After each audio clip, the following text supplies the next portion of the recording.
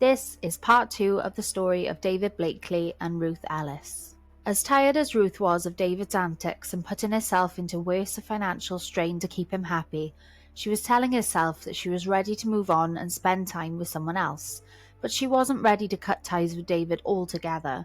In fact, when it came time for Ruth to pluck up the courage to move on, she didn't move on very far. A bit of a half-hearted attempt to, if anything, because David was still in the picture. Ruth set her sights on David's friend from the racing world, Desmond Cusson. Over time, Desmond had spent time at Carol's where he was introduced to Ruth, and eventually Desmond made his way to the little club where he was in Ruth's company once more, and over time Desmond fell in love. Desmond too was of a higher social standing than Ruth. He was slightly older, aged 33. He lived a road over from the famous Harley Street. He drove a luxury Ford Zodiac and worked for the family business of wholesale tobacconists. Desmond was very pleased with himself for being around a beautiful woman like Ruth. He saw her as sophisticated and confident, and was more than happy to spend a lot of money when visiting the little club, and for doing so, Ruth would spend her time with Desmond at the club, which stimulated a jealousy in David, which satisfied Ruth, considering David was spending his time disappearing to other local bars and clubs and spending a lot of time winding her up with jealous and worry. But it wouldn't be too long before Ruth was spending her time with David instead of Desmond, which turned the jealousy desire onto Desmond instead. The back and forth of fighting for Ruth's attention would remain mild-mannered between the three of them for now. It was still considered innocent flirting and work in the club when it came to Ruth and Desmond, but the time she invested in Desmond worked in a way that David wanted the power over Ruth to ensure that all of her attention was bestowed onto him. The reality was that Ruth wasn't sleeping with Desmond, even though Ruth offered to, seeing as Desmond was giving Ruth money almost whenever she needed it. Desmond was the shoulder to cry on, someone to take Ruth out to dinner when she couldn't afford to, someone to keep Ruth afloat during a financially turbulent time, buy her the nice clothes she was accustomed to, pay the £10 a week rent for the flat that she was being charged for having David living there, and with Desmond in love with Ruth, he was willing to put up with listening to Ruth complain about David's antics and even help her following him around to catch him out when she suspected him of cheating. Desmond helped Ruth so much as to pay for her son Andrea's schooling, driving them to view prospective schools, purchasing the uniform, and eventually footing the bill for his private boarding. With Ruth spending time with Desmond, David felt his ego shattering. As the handsome, smooth-talking, upper-middle-class playboy who raced cars, he shouldn't be having to share his love interest with another man, even if he was engaged to Linda and having relationships with other women. But this was not going to run with him. David wanted a custom-built race car, and he decided that this was something that would definitely get Ruth's attention. Soon, a plan was ignited to manufacture custom motor racing vehicles to sell for exponential profit. With what was left of the funds from the inheritance behind the project, and believe it or not, there were some funds left despite feeling the need to ponce off Ruth, David and Anthony began the venture together, and thus the Emperor was born. Anthony built a special tubular chassis with a Volkswagen front suspension and a Derdion rear axle. With a roaring 1500cc Singer HRG engine, the Emperor was David's new pride and joy. David and Anthony opened a workshop in Islington to manufacture not only the Emperor, but to manufacture more custom race cars to sell for profit. While this was going on, in 1954, Ruth's estranged husband, George Ellis, arranged with Ruth for Georgina to move up north to live with him instead of down in London with her mother. George had been driving down to London to visit his daughter Georgina and his stepson Andrea over the years, but had now decided that it was time that they finalise the divorce, and to agree it was best that she no longer took care of Georgina, likely because he no longer wanted to pay the maintenance to Ruth, plus whatever else the courts may instruct. But Ruth agreed, and though the divorce was not yet finalised, she felt it was best in the long run, deep down knowing that she would have more time to focus on her career and succeeding in the club world with one less child to care for amongst her turbulent lifestyle. And so Georgina went with George. The toxicity between Ruth and David continued. They went back and forth between smitten lovers and jealous disdain. Ruth would only use Desmond to get to David, to rein him back into her clutch, and once he was back, she was all David's. David wasn't all hers, though. He was still engaged to Linda and spending a lot of time away working for Silicon Pistons in Penn. He was tending to the Emperor, on prospective special motors with Anthony, and competing in races, and getting up to who knows what with the rest of the time he was in Penn drinking. All of this contributing to Ruth's jealous streak being ignited once again. David competed in Le Mans, France, and Ruth was submerged into a jealous panic when he didn't return when she'd expected him to. David extended his time away and went on to compete in more races. He wrote to Ruth in the process, but still, she wasn't happy with his extended time away. She'd even slept with Desmond during his absence, purely for the fact that she wanted to keep Desmond around just in case David did leave her for good. One night, with David and Ruth together at Ruth's flat, she asked him when he was planning on marrying Linda. Ruth had known all along that David would eventually marry Linda, that their affair would likely end at that point, and that would be that, regardless of how she really felt about the dissolution of their relationship. David told Ruth that he had news for her. She wasn't going to lose him after all. He had broken his engagement off. Though this came as a shock to Ruth, she enjoyed how much attention and affection that she had from David moving forward now that he was a free man, and in turn she adored him even more than ever.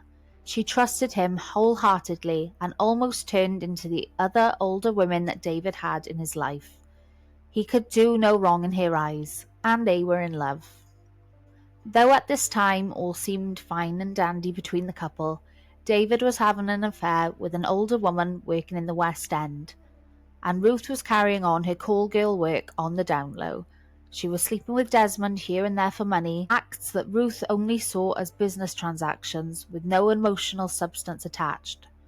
Ruth caught David with love bites, and to which he vehemently denied was the result of an affair, but instead from bites he'd received whilst playing darts. Ruth was enraged, but she was hurt, demanding that he get out of her life for good. David left as asked, but he called into the little club the next day asking to see Ruth, and the staff denied. He called Ruth on the phone, to which she ignored, and then he showed up at her door. David went down on his knees and begged for Ruth's forgiveness. In a moment of desperation, David proposed. All Ruth could say was that his family would not agree to that, and she was right. Though his family knew nothing of Ruth, it was undeniable that they would reject her as a daughter-in-law due to her lower social standing, and that's without the fact that she was a hostess of a club and received money for services to men. David told her that they could wed in secret to avoid his family knowing until after the fact, and in doing so, the hope was that they would be more accommodating to Ruth once the deed was signed. Ruth opened to the idea of marrying David now that he was a free man to do so, something that she hadn't considered a possibility before the termination of his engagement to Linda. The prospect of marrying David fueled the idea of a stable home life to settle into, the way that she had done so briefly after marrying George. David was her man, her one and only. As David watched Ruth flirt with punters at the little club as part of her job to encourage spending and to increase her commission, he was infuriated with her behaviour. David's ego continually took a hit as he watched his wife-to-be flirt with other men for money, knowing full well that she was only doing this to keep them afloat, to afford both of their lifestyles, since David's smaller earnings and allowance from his mother was barely getting past the overheads of his beloved emperor and the attempt to manufacture more of the sort, let alone afford the excessive drinking that he was now sustaining daily to deal with the sorrows of his situation. Ruth, too, was matching David's level of drinking to cope with her end of the bargain with the fact that she was neglecting her duties as a manageress by diminishing her efforts with the customers, and in turn diminishing the profits and the success of the little club. She dreamed of being able to leave club life to settle down with David in a cosy, romantic home life, financially supported by David and being accepted by his family as part of their social standing.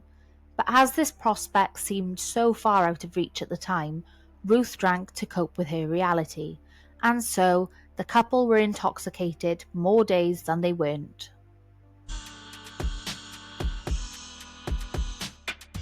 By winter of 1954, David's jealousy over Ruth's work at the club, alongside the amount of alcohol that he was consuming to fuel his emotions, would lead to arguments.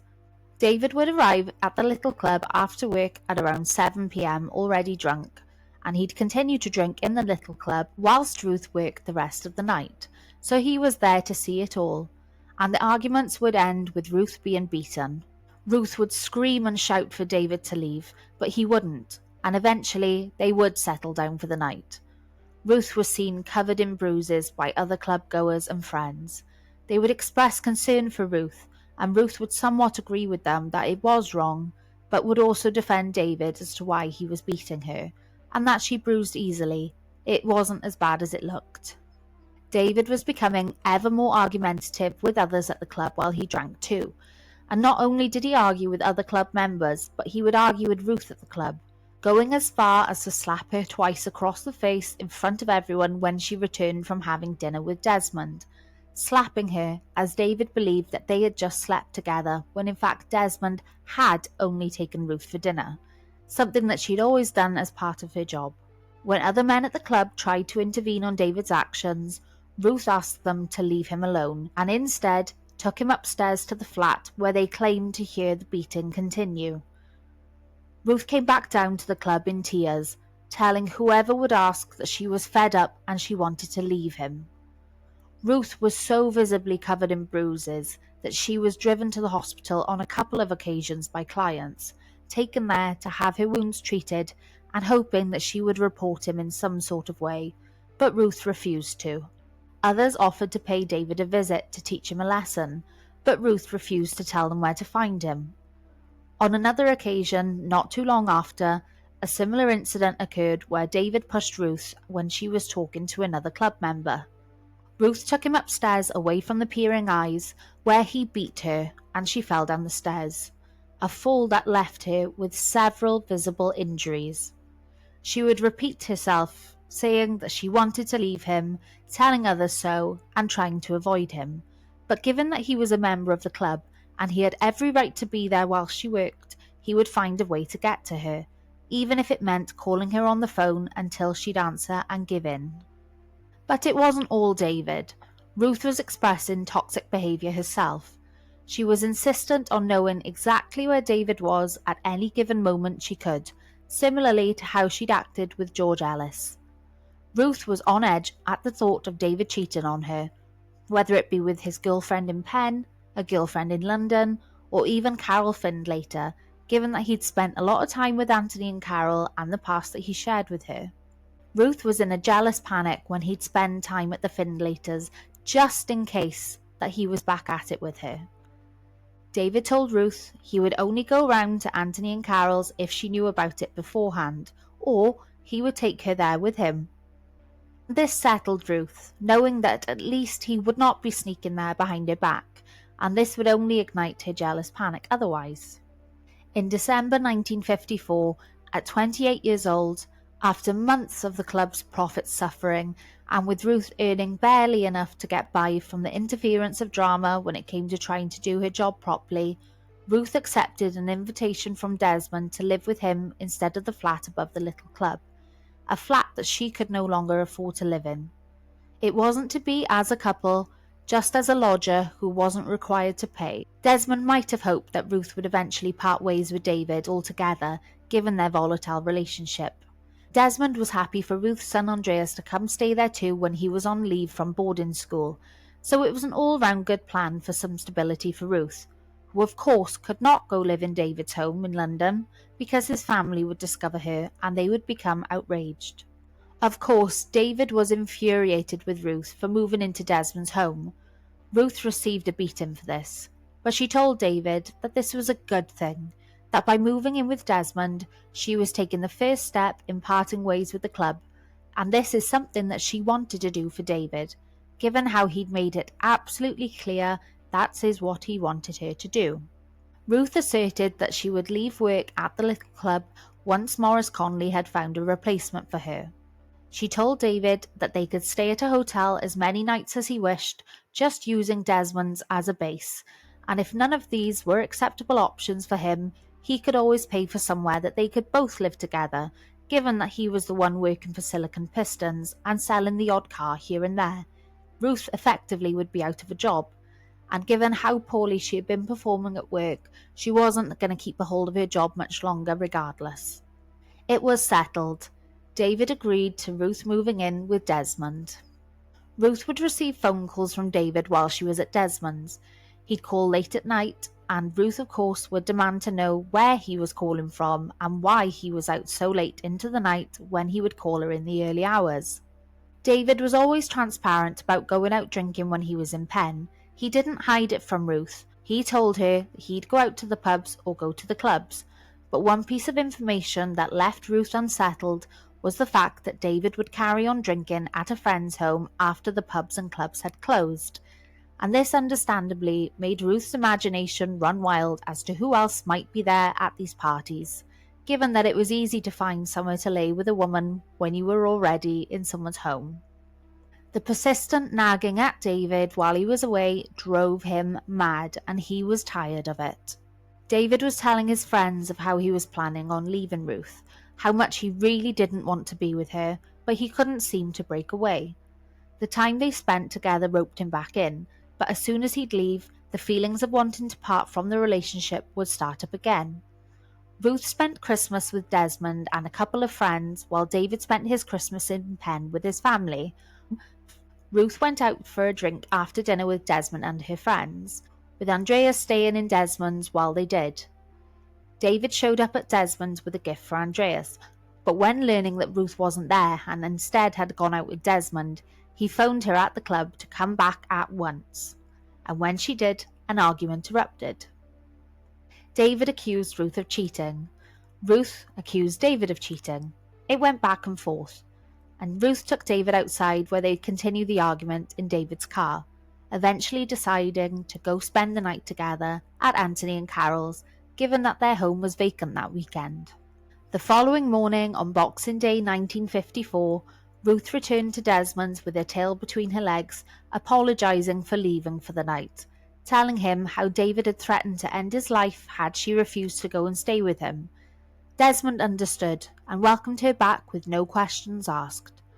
David went straight to Brands Hatch on Boxing Day 1954, racing his beloved Emperor and finishing in second place. The Emperor was a big hit amongst enthusiasts, with so much potential to go on and win big.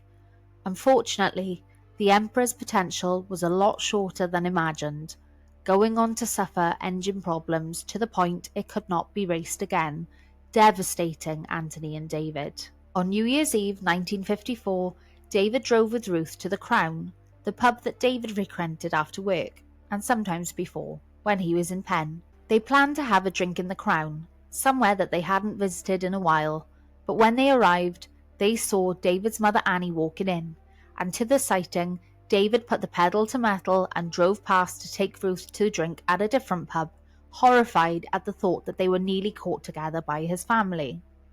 At the other pub, Ruth and David drank with the staff of Silicon Pistons, later taking a second attempt at going for a drink at the Crown when they suspected Annie to have left. But she hadn't left. David went in first to check the coast was clear, and when he realised it wasn't, he ordered a drink and took it outside for Ruth to drink on their way back to London. The reminder that Ruth wouldn't be accepted into David's family upset her, not just for the fact that she loved David and wanted to be a part of his family, but also for the reality that she had spent most of her life striving to fit in with those of a higher social standing, but no matter what she did, she never truly fit in. One night, when David made his usual phone call to Ruth late into the night, she'd had enough. He was calling from a phone box outside a nightclub, and when Ruth was highly concerned that this was a cover-up as to what he was really up to, she asked Desmond to drive her to Buckinghamshire to catch him out on what he was doing. Desmond, who'd seemingly do anything for Ruth, agreed. They drove to David's garage, but found that his car was not parked outside, so they drove over to the house that David had told her that they drank at after the clubs closed, and his car was parked outside there. Ruth and Desmond sat on a stakeout until they watched David leave at 2 a.m. before returning home to London, not to tell David of their undercover operation when she spoke to him the next day. The truth was, David was lusting after an older married woman in Penn. The woman would drink and play darts with David while her husband was away, and drinking in the Crown, it was David's favourite spot. Ruth found out about the other woman amongst arguments about David's time away with his new lady. He came clean about having kissed her on occasion, but denied sleeping with her. In early January 1955, Ruth couldn't contain her rage any longer. She called David and announced that she was going to confront his new girlfriend and his family in Penn, and tell them all the truth about the relationship, which shook David to his core. He begged Ruth not to tell his family about them. David was beside himself over the situation that he was in. If only he could just cut ties with Ruth altogether, and all of these problems would go away. At the end of January 1955, Ruth's divorce was granted. She was finally free to marry David. But David didn't seem encouraged by this news, and over the coming weeks, as David and Ruth tried their hardest to have a good time together, going out eating and drinking, spending a few nights at the hotel behind Desmond's back, who was still under the belief that Ruth was going to try and get away from David, arguments over David's infidelity blazed. One night when David dropped Ruth home to Desmond's, they went in together, and as an argument ensued, David tried to get away. But Ruth took the keys to David's car and refused to give them back. Ruth was infuriated with jealousy over David's woman in Penn and the fact that he was trying to leave her during the argument.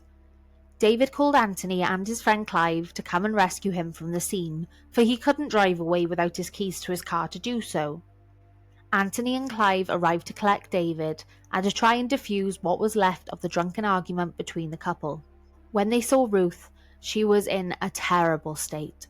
She could barely walk, covered in bruises and a nasty black eye, and David too had a black eye to match, along with long scratches across his arm where Ruth had tried to slash him with a knife. The entire scene was disastrous. Anthony and Clive checked Ruth over to see the extent of her injuries before they left with David. David, however, managed to find his keys to his car while they did so, and decided to bolt out of there, leaving his friends behind. When they noticed David go downstairs, Ruth charged after him, limping along as she did, and hopped into the passenger seat of his car before he could drive away. David, exasperated by this point, decided to just leave his car there and got out to go into the car with Anthony and Clive to leave Ruth as intended. Before Anthony and Clive got in to drive away, Ruth stuck her head through the open window to yell at David, not yet finished with the argument, and certainly not ready to let David leave her like that. Anthony and Clive managed to distract the drunken Ruth long enough for David to make his way back to his own car, and he drove away. When Anthony and Clive finally got into their car, Ruth protested to them leaving by laying down in the road in front of the wheels, not knowing that David had already left. The dramatics continued until they talked Ruth around into getting into the car with them, and off they went to take Ruth for a coffee to sober her up before dropping her back to Desmond's. Desmond asked what on earth had happened to Ruth, noticing her bruises and the fact that she could barely walk properly. She explained the fight that she had with David, and that they had been out drinking and had ended with Ruth being kicked and beaten. She went to bed to sleep it off, waking up at around 10 p.m. David had gone back to Carol and Anthony's, where Carol had inspected the bruises and abrasions on David's body, and David had explained to Carol in a similar story to what Ruth told Desmond. They decided to finish the night on a lighter note, heading over to the Magdala pub, not knowing that Ruth had ordered Desmond to take her on a stakeout, watching and following as they made their way over. Ruth and Desmond sat in the car until David and his friends finished their drinking, and once the pub had closed and everyone headed off their separate ways, Ruth couldn't get it out of her mind that David had gone to his other woman in Penn. Desmond drove Ruth, arriving at David's in the early hours, and there she went, knocking the door, demanding David come out. David finally came to the door, and he rushed to his car to drive away and escape the scene, but given that he was worried that Ruth would make a spectacle and wake his family and reveal his secrets to them, he drove back. Ruth decided she would give up for the night, and Desmond drove them back home to leave David alone. Ruth didn't sleep that night, and in the morning, Desmond wanted to take Ruth to the hospital for an x-ray. She could barely walk after all, and was helping her as she hobbled around the home. Ruth insisted that they go back to Penn so David could apologize. She was relentless to see or to speak to David regardless of whether it was to argue or not. But Desmond refused, so she phoned David at work instead. But David wouldn't take the call. Desmond put Ruth in the car and began to drive her to hospital. Conveniently, Ruth talked them into passing Penn on the way to go have a word with David, whose car they found parked outside a pub. Desmond marched into the pub and grabbed David by the arm, ordering him to go outside with him to apologize to Ruth. David went, but maintained that there was no point in apologizing. Desmond condemned David for his actions and told him that Ruth had every right to press charges over the violence. David turned to Ruth, who was sat in the car, and he apologized to her, not because he was sorry, but to appease Desmond, who was now offering David to fight him instead. David declined to fight Desmond, who was now verbally berating him in front of Ruth. Ruth once again threatened David with the idea of going to reveal the truth about their relationship to his family, and again he begged her not to, apologizing and pleading with her not to tell his family what had been going on. Ruth barked at David in anger that she was going to his mother, and she will tell her about them, and that he'd broken her ankle. David, in his desperate panic, clambered away, declaring that he was late for an appointment. As David drove away and Desmond continued the drive to take Ruth to the hospital, he assured Ruth she should not go to David's family, and she agreed, for deep down Ruth knew that if she had any chance left to be with David, approaching his family with the dramatics was not going to help in any way. After her examination at the hospital and being diagnosed with a severely bruised but not broken ankle, they returned home to Desmond's, where Ruth's parents were waiting with Andreas, and so was waiting a bunch of flowers. The note attached read, "Sorry, darling. I love you. David." Once again, Ruth and David met up to pacify. David explained that the only reason that he got jealous and angry was because he couldn't stand the fact that Ruth lived with Desmond. Ruth proposed her prior idea that they should live together, and all of this trouble would go away, but David didn't have the money to move them in. So Ruth went home to Desmond and asked for a loan so that she could move out on the grounds that it would stop the violent arguments with David, given that they were fueled by Ruth living there with him. And Desmond, being Desmond, agreed to loan her the money. On the 8th of February 1955, Ruth made her way to Edgerton Gardens in Kensington, London, where she put down an advance for a room for her and David to move into the following day. All would seem well between the two, but as usual, it wasn't. David was a shell of his former self. His confidence had diminished. He walked around almost frail with fear. He was still shook up from the last fight with Ruth and how she'd come at him with a knife. He was shook up over the threats that she would reveal their relationship to his family, and he was shook up from being the victim of a random attack outside the Findlaters' home, an attack that he believed was orchestrated by Ruth, but there was no proof beyond his speculation. As the weeks went on, Ruth realised that it was time she got a job, and she had a loan to pay back and rent to pay after all. This time, she didn't want to go back to club life or taking men to bed for cash.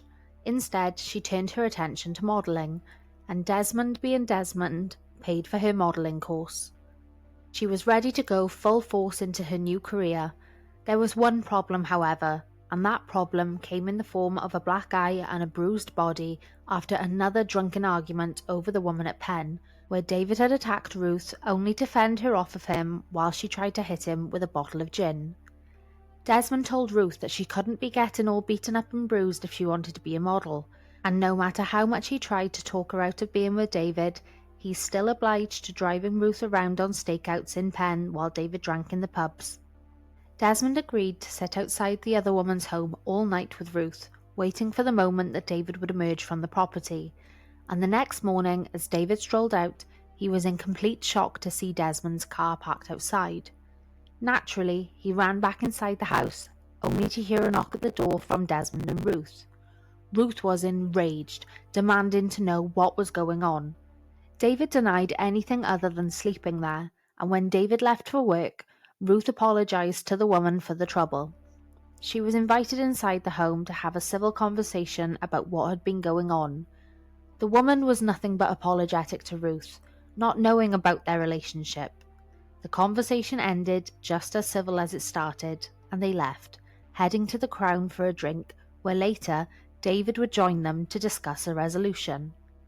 In private, Desmond apologized to David for taking Ruth to follow him around, and for the animosity between them all.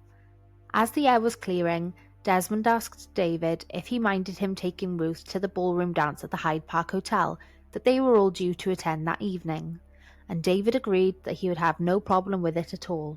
They shook hands and parted ways. That evening, with freshly styled hair from the salon and her bruised shoulders covered up with makeup, Ruth went for pre-drinks with Desmond. While David was already at the Hyde Park Hotel drinking with his friends and family, he couldn't contain the insistent nag of jealousy to find out where Ruth was and what time she was arriving. The more he drank, the more he phoned around the local clubs and pubs to look for her, and when she finally showed up at the hotel with Desmond, David shrieked, "What took you so long? Where have you been all this time?" Desmond explained that the salon appointment took longer than intended, leaving a gap in the story where they'd gone out for a drink.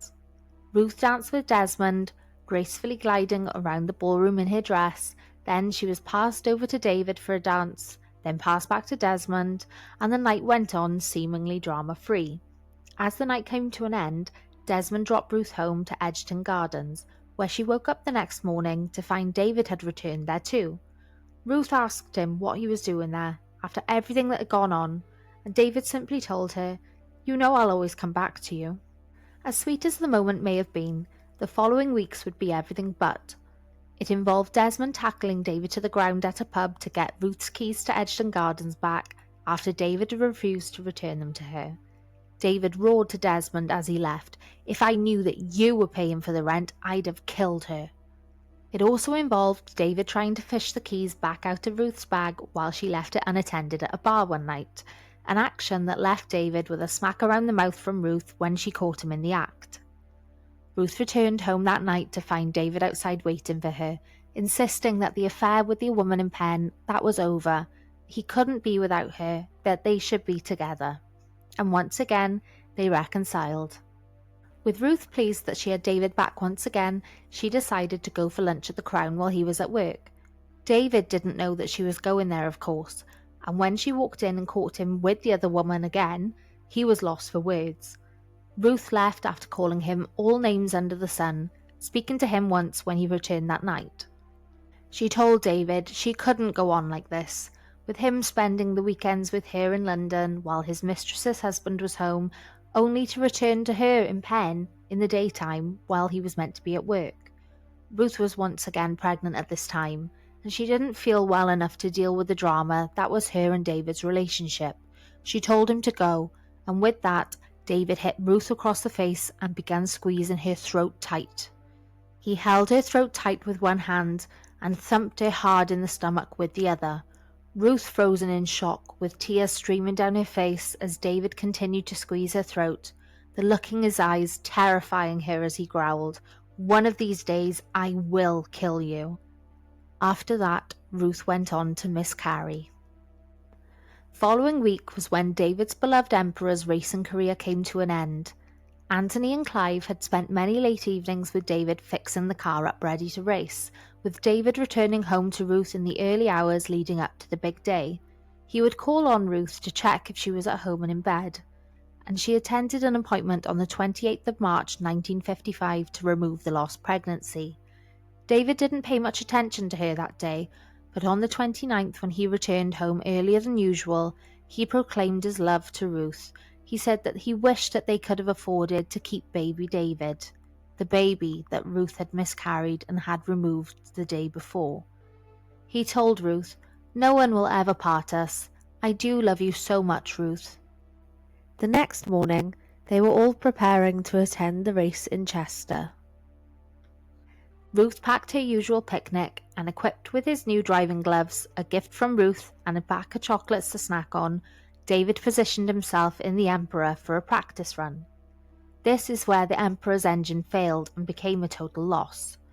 The group mourned the loss of the Emperor that night, and while David placed the blame on Ruth once again, this time it was her fault because she'd always told him that he'd get his comeuppance, and this was it. It was inevitable that the loss of the Emperor would induce a strong emotional response from David, and as David moped over his bad luck, Ruth stirred the pot, putting in her 2p, suggesting that if David had been nicer to people, or maybe behaved differently, things like this might not happen. They used another car of David's, a Vanguard, to tow the broken Emperor back home. Andreas was home on leave once Ruth returned to London, and they would go round to Desmond's for lunch every day, for the room at Edgerton Gardens was only sizable enough to sleep in when Andy was home, but not for them to relax in during the day. As David spent the days following the return of their disastrous trip trying to find a means to repair the Emperor, Ruth and her son spent time with Desmond. Midweek, David returned home early and in a better mood than what had been. Ruth listened to David proclaim his love to her again.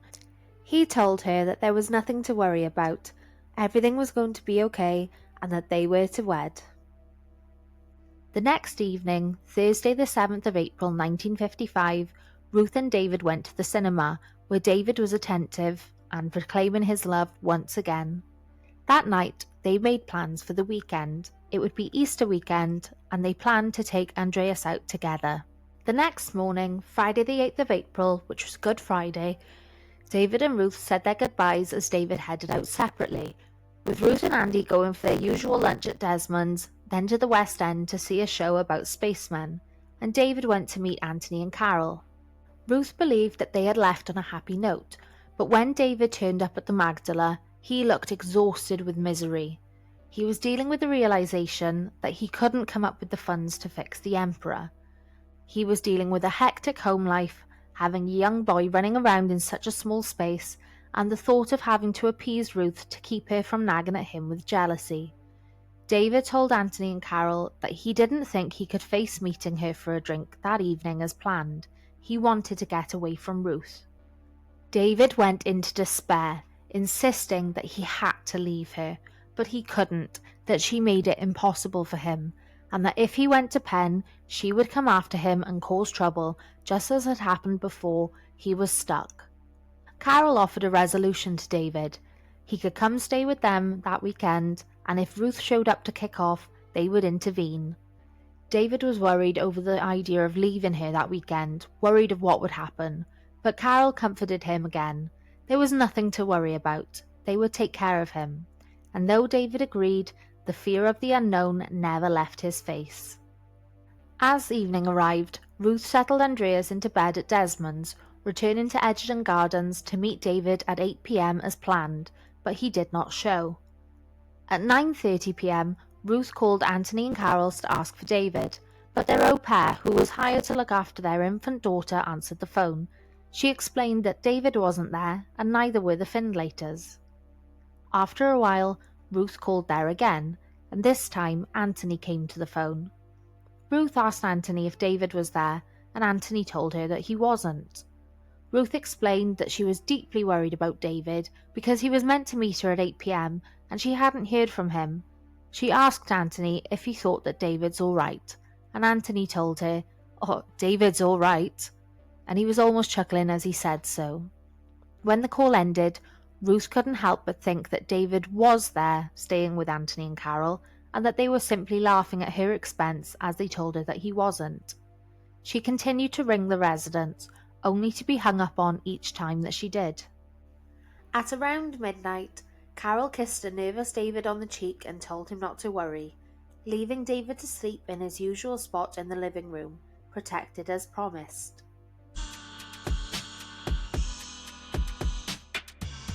As Carol headed up to bed, Ruth arrived outside the Findlaters.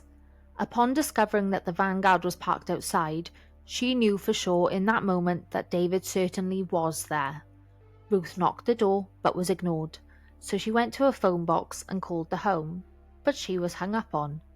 Ruth hung around outside the property as everyone inside ignored her and got on with their night. She waited and waited. Suddenly, at around 2 a.m., Ruth heard a young woman's laugh come from inside. She was furious. At that moment, Ruth just wanted someone to answer the door so she could take the keys back from David, but no one was acknowledging her. Ruth, in her rage, decided to make a noise, any noise that she could, that would gauge their attention and finally answer the door.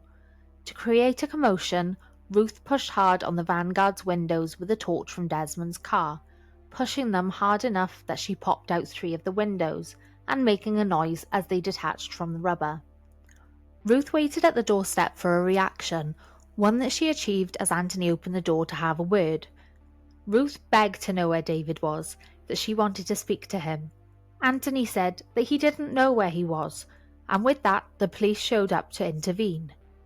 Anthony explained that David did not want to speak to Ruth, that she had popped the windows out of the car and she should be removed from the property. Unfortunately for Anthony, the police didn't seem too bothered about the disruptive behaviour. Ruth told the police, "I shall stay here all night until he has the guts to show his face." The police calmly told Ruth to go home before leaving the seemingly harmless situation, not staying long enough to see Ruth off, and she didn't go. So the police were called once again, but this time she did leave before they showed up, and it was around 2:30 a.m. Back home, Ruth was wide awake all night, shocked and upset of what was happening. She was in disbelief of how she was being treated. She just wished that she could have at least spoken to David, if only to get it off her chest how she was feeling. The anger spread towards Anthony and Carol for shielding him from her. She believed that they had everything to do with why David was ignoring her, and that they were probably pushing David onto their young au pair that they had working for them, in hopes that it would distract him away from Ruth for good. The next morning, Saturday the 9th of April, Ruth went back to Anthony and Carol's to stake out the property, waiting outside for hours, and finally watched as David and Anthony checked the damage to the Vanguard before taking it to Clive to have the windows put back in place. Ruth and Desmond began calling Clive's workshop in an attempt to speak to David, attempts that were met with having the phone put down on them. With all of the catastrophe going on in Ruth's weekend, she couldn't find it in her to just take Andreas out with Desmond and forget about what was going on with David. She was so beside herself with heartache and disbelief that she couldn't possibly think of anything but what was going on with David. She gave Andreas money to go to the zoo and headed back to Hampstead with Desmond to stake out the Magdala pub.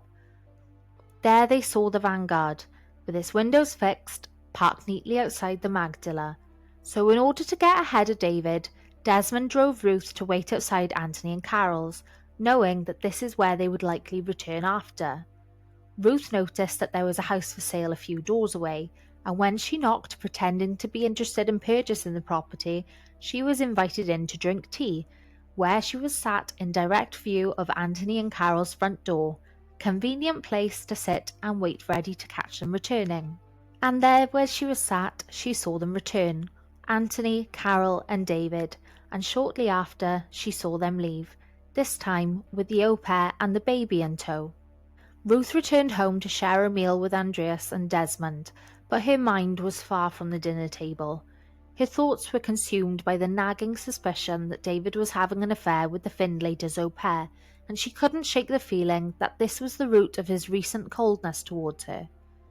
The conversation revolved around this belief for the rest of the evening, and as Ruth's emotions shifted rapidly between anger and heartbreak, she couldn't stop herself from obsessing over the idea.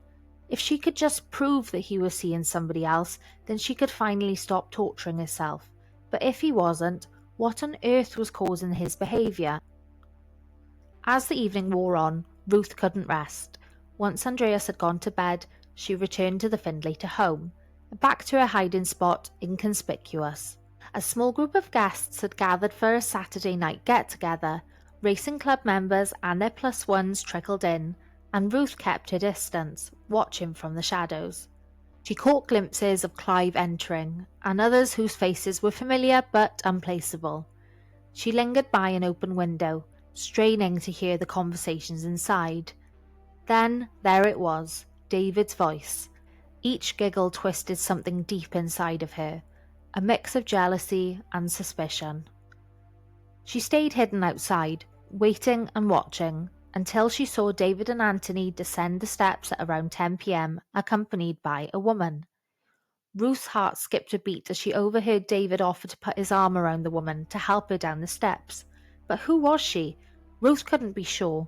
She had only caught a fleeting glimpse of the au pair before, but her mind immediately jumped to conclusions. Was it her? Was David really seeing this woman? David and Anthony drove off with the woman, and Ruth followed, but she couldn't keep up on foot. She waited until after midnight, her nerves stretched thin. When she returned to her hiding spot, the Vanguard was parked outside once more, and Clive's car was still there, meaning the party was still going on. Ruth stood quietly, listening to the faint sounds of voices from inside. David's voice, Anthony's voice, and unmistakably, a woman's laughter again. At 12:30 a.m, Ruth saw the bedroom blinds closed, followed by the lights going out. She waited, hoping to hear something more, but by then, David's voice had disappeared. The party continued downstairs, but Ruth couldn't shake the feeling that the bedroom lights had gone out with the au pairs, and that David had retired to bed with her. In that moment, her suspicion felt like undeniable truth. From that moment forward, she couldn't hear David's voice, for she stayed long enough to try and catch any audible moment she could. The party remained in operation on the lower floor, and again, as she listened, she couldn't hear David's voice. Eventually Ruth went home, only for a repeat of the night before. It was another full night of not sleeping, just awake, staring into space, tears streaming down her face, and Ruth's heart was shattered. Her mind continued to race. Just before 9 a.m. on the morning of Easter Sunday, Ruth phoned Anthony and Carol's once again. Ruth figured that if David was sleeping in the sitting room like he'd done so as usual, he would be the one to answer the call. The phone rang, and Ruth believed that no one was going to answer, not even just to pick it up and put it back down, considering there was a house full of hungover party guests resting there. Eventually, Anthony picked up on the other end, and after completing his duty of denying Ruth to speak to David, she told Anthony, "I hope you're having an enjoyable holiday, because you have ruined mine." Whilst David enjoyed an Easter Sunday day out with his friends, taking Anthony and Carol's daughter along to the fair before heading back to the Magdala to continue their weekend festivities, Ruth took Andreas over to Desmond's for lunch.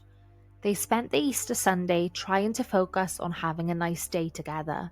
Given how unsuccessfully the previous days of the Easter holiday weekend had gone for them so far, Ruth hadn't slept for days, having not heard from David at all since Friday morning when they were seemingly fine, seemingly in love, and talking of marriage and making plans to meet that evening. And after all of her attempts to find out why she was suddenly a ghost to his existence, she was well and truly emotionally exhausted. David had turned into a stranger, someone she couldn't reach, and it was breaking her in ways that she couldn't explain. She was left to wonder what had become of the man that she once knew, the man who had once made her feel loved and cherished. Now she was nothing more than a distant observer, watching him dance through his nights with other women while she stood alone, drowning in the silence he left behind. In a state of emptiness, almost moving on autopilot as they carried on the day, it was time to return home. Ruth put Andreas to bed at around 7:30 p.m, and with the opportunity to have time alone to think, David's betrayal began playing on her mind once again. With Ruth sat alone with her thoughts, crying and wallowing in her misery, David was back at Anthony and Carol's, enjoying a reserved end to the weekend with some drinks, some music, and chatter amongst friends. At around 9 p.m, David drove the Vanguard to the Magdala Club with Clive to accompany him. They left the house party only to obtain some cigarettes for Carol, of which they could purchase from the pub at such an hour. Ruth couldn't contain herself any longer. It was around this time that she made her way over to Anthony and Carol's once again, only to find that the Vanguard wasn't parked outside this time. Ruth thought that the only other place that she suspected him to be at this time was the Magdala. As she made her way over, she indeed saw the vanguard parked outside, and so she watched through the window, watching as David and Clive sipped their drinks at the bar. Ruth didn't enter the Magdala to confront David. She instead, as done so many times before, stood outside and waited patiently. There was something different about Ruth's appearance that night, an incredibly small difference, but one that was telling a story. She was wearing her black, heavy-rimmed glasses. She'd not worn her glasses any of the other nights before when she watched David, nor had she worn them barely at all, especially in public, but tonight she was. As David and Clive finished their drinks, they purchased the cigarettes and a flagon of ale to take back to Anthony and Carol's. Clive walked over to the passenger side of the Vanguard as David walked over to the driver's side. As David scrambled for the keys to the vehicle, Ruth started to approach.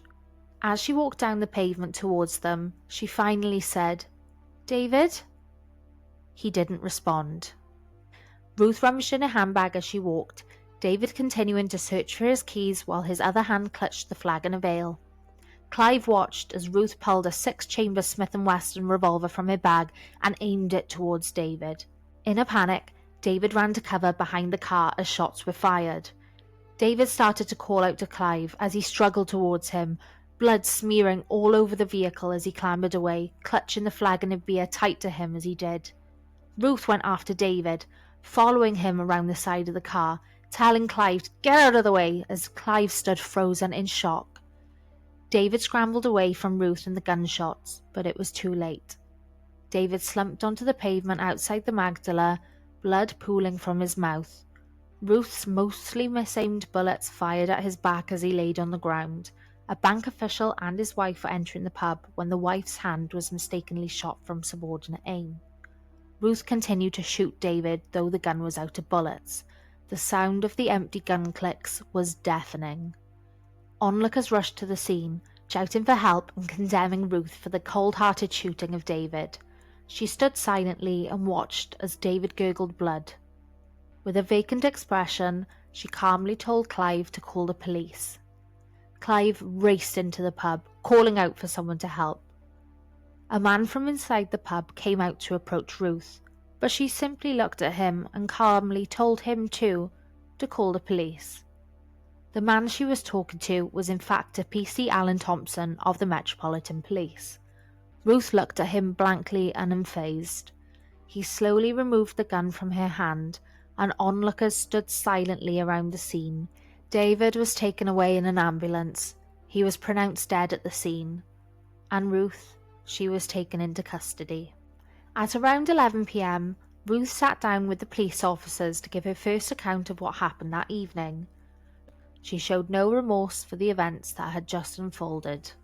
Ruth told police that her actions this evening had been driven by a blind rage. She followed David's car to a pub at around 9 or 9:30 p.m, pacing outside as she watched him inside.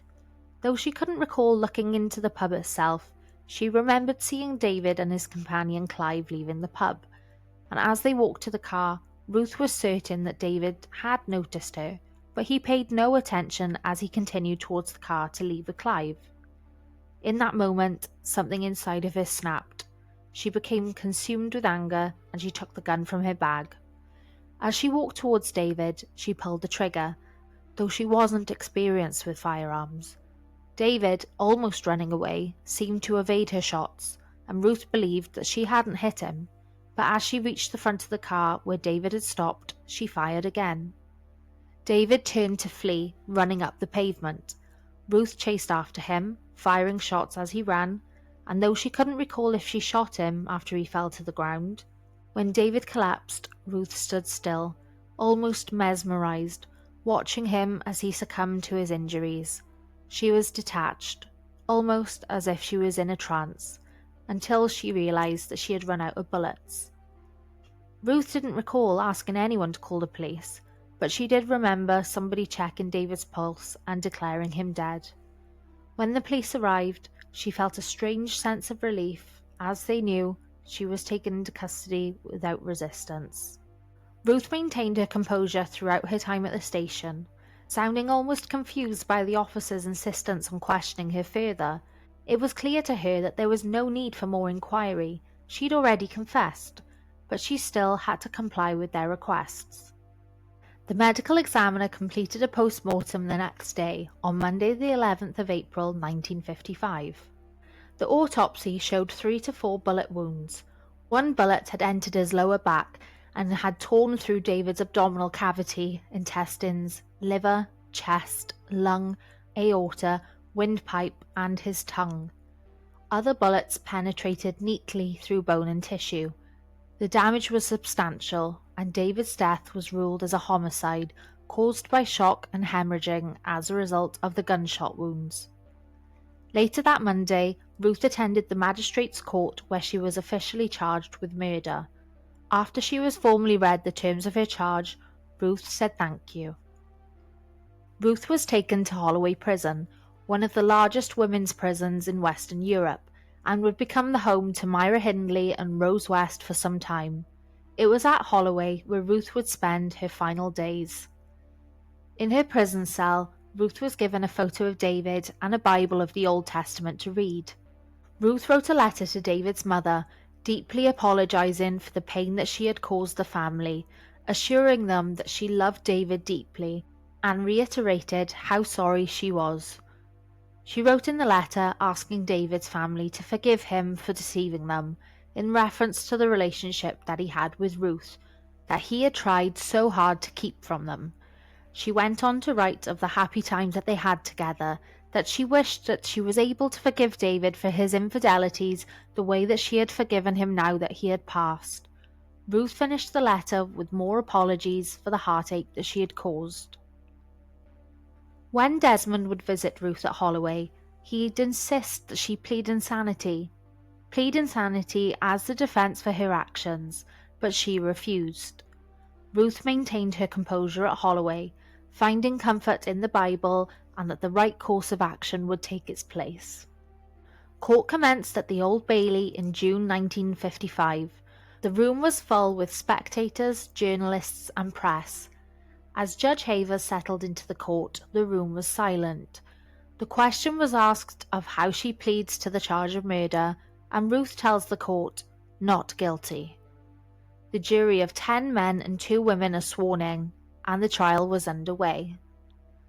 The prosecution's case presented was focused purely on the fact that Ruth shot David with a revolver at close range on the evening of the 10th of April 1955. The prosecution argued that the shooting was a deliberate and premeditated act, and they emphasized the cold-blooded nature of the crime. Witnesses testified that Ruth had been seen with the gun before the shooting, and some described her as being calm and composed after firing the shots. Prosecution also pointed out that Ruth had made statements suggesting she intended to kill David, which they argued demonstrated malice aforethought. The evidence presented by the prosecution did suggest that Ruth had been in a turbulent and an abusive relationship with David. He had been unfaithful to her, and she had suffered mental and emotional distress as a result. However, the prosecution portrayed her actions as an act of premeditated murder, rather than a crime of passion or self-defense. Ruth's defense put forward the case that she had been suffering from emotional distress and psychological strain, exacerbated by David's cruelty and infidelity. The defense presented evidence that Ruth had been the victim of David's physical and emotional abuse, and they argued that this led her to snap in a moment of desperation. They raised the issue of diminished responsibility, suggesting that Ruth was not fully in control of her actions due to her mental state at the time of the shooting. The defense sought to reduce the charge from murder to manslaughter, and the defense focused their argument on Ruth's fragile mental state, given that only a week or so before the shooting, Ruth was beaten by David, and it was this beating that may have caused her miscarriage. Witnesses supported the claims of abuse, giving evidence that Ruth was seen covered in bruises, and some had witnessed the fights taking place, themselves seeing Ruth being hit by David, and the toll that it took on her mental state. Witnesses taking the stand included Anthony Findlater, who supported a lot of the accounts given by Ruth, but denied having any agenda as to split her and David up with use of their au pair. Desmond Cusson also took the stand. He supported the accounts of following David around with Ruth, but declared that he had nothing to do with bringing Ruth to the Magdala the night of the murder, nor was he the one to provide her with the gun, though many speculated afterwards that this was not true. No admissions were made by Desmond after the fact to have anything to do with the murder that night, and to this day he still has not admitted to giving the gun to Ruth. Ruth testified to her own defense, answering questions from both the prosecution and the defense, as well as from Judge Havers. Throughout the trial, Ruth maintained her composure. Though she spoke of the hurt that she suffered at the hands of David's infidelity and violence, she didn't paint him to be as bad of a person as those listening would have imagined her to, given that she could have said anything to try and save herself in the midst of her trial. Court adjourned until the 21st of June, where Judge Havers, overseeing the case, addressed the jury, and he declared the case does not support a verdict of manslaughter on the grounds of provocation. Ruth sat quietly as she learned that her defence's efforts to fight for a diminished charge of manslaughter had not been successful. All she could do now was wait for the jury to decide her fate, and at 11:52 a.m. on the 21st of June, the jury were sent to deliberate. 14 minutes into the deliberation, the jury foreman handed a note to the court to announce that they had made their decision. The jury found Ruth Ellis guilty of murder, and she was sentenced to death. Ruth turned to her parents and friends in court, gave them a gentle smile of goodbye, and was escorted away to the death cell at Holloway. Ruth agreed that there were no grounds for appeal, and she was content in not pushing for an appeal. Her fate was sealed. As she waited for her execution, Ruth sat in her cell, making dolls from materials that her mother brought her, and assembling jigsaw puzzles, finding comfort in the Bible. On the 13th of June 1955, just 102 days after the murder took place, Ruth walked the final steps towards her execution. She was escorted to the shed adjoining her cell, accompanied by the prison governor, the prison doctor, a chaplain, and the executioner. The cold air of the early morning clung to her skin, the heavy silence broken by only the distant sounds of the prison. Her mind, once clouded by the chaos of her turbulent life, was now a place of quiet resolve. There would be no more trials, no more witnesses, no more arguments over her past actions, and Ruth had made peace with what was to come. She would be described as the calmest woman who ever went to the gallows. The doors of the shed closed behind her, sealing her fate. And at 9:01 a.m., with a hood placed to cover her head, Ruth was positioned with the rope around her neck. With one steady final breath, she faced her end, unwavering, perhaps resigned, but at least free from the haunting mass traumas that had defined her life. In the stillness of the moment, Ruth Ellis, the woman who had once stood before the world as a defendant, was now nothing more than a fleeting memory. Her story, like so many before her and after, etched in the annals of the history, a reminder of the cost of desperation and the fragility of human endurance. It was often wondered what would have been when it came to David's racing career, had his life not have been taken so abruptly in 1955, and it's also wondered what Ruth's fate might have been had they have been in consideration for her emotional duress at the time of the crime. The reality is that Ruth and David's deaths left a devastating aftermath for the people closest to them. Ruth's son Andreas remained in the care of her mother Bertha, with Georgina in the care of her father. Through the ups and downs of Ruth's life, they were protected more than what they would have been had they not been living on and off with George and their grandmother. However, nothing could protect them from the events that took place leading to and following their mother's death. Bertha couldn't bear to speak of what happened to Ruth, and Bertha attempted to take her own life, but she survived the attempt. Carol and Anthony Findlater divorced 18 months after Ruth's hanging, and Carol Findlater went on to take her life. In 1958, George Ellis, Ruth's former husband and the father of her daughter Georgina, was found hanging in a hotel room in Jersey. After recently losing his job and a continued battle with alcoholism, he had taken his own life. Ruth's son Andreas grew up severely affected from the trauma of his earlier life and having to cope with the notoriety that followed his mother's case. He allegedly destroyed the headstone of his mother's grave after it was moved to a new burial site following the rebuild program at Holloway Prison where she was originally buried. Andreas sadly took his own life through an overdose in 1982 when he was just 38 years old. His ashes were buried alongside his mother's body in Ruth's grave. Georgina went through her own struggles. She was adopted to a wealthy couple after her father George Ellis took his own life. Georgina struggled to cope with the tragic events that she was exposed to as a child, leading her to drink heavily, and for a short period of time, she too sold herself to willing men in order to get by, following a similar path to that of her mother in the club lifestyle. Georgina too was involved with a motor racing fanatic, the father of her two youngest children, with whom she had an eerily similar experience to her mother in the fact that she felt close to murdering him after years of turmoil from his behaviour. In total, Georgina gave birth to 6 children. She settled down with York Unicorns rugby player Mike Blackburn, with whom she was married to when she unfortunately passed away in 2001 at the age of 50 after battling bladder cancer. Georgina had fought tirelessly to get Ruth's case reopened, to have the conviction reduced from murder to manslaughter, but she sadly passed away before the opportunity for the appeal to be granted. But her husband, Mike Blackburn, continued campaigning for the case to be reopened after Georgina passed away. However, in 2013, the Court of Appeal rejected the case. Mike passed away in 2020 at the age of 82. He is fondly remembered for his love of rugby, which he continued to play well into his late 50s.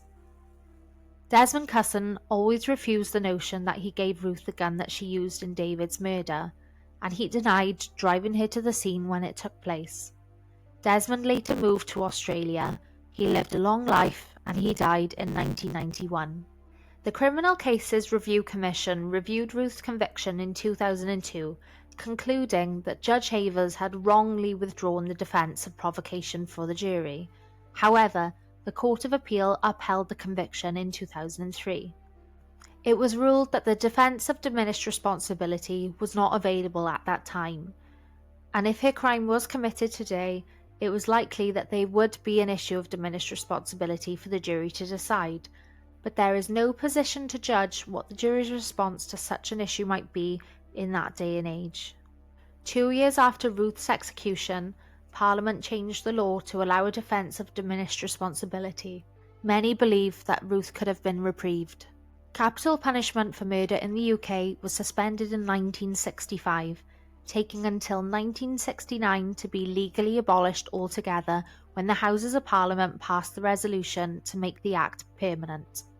The last execution in the UK took place on the 13th of August 1964 in Manchester, UK. There are many books and TV productions based on the case of Ruth Ellis and David Blakely. The extensive list of sources used to tell the story of this case will be available to view. Thanks for listening.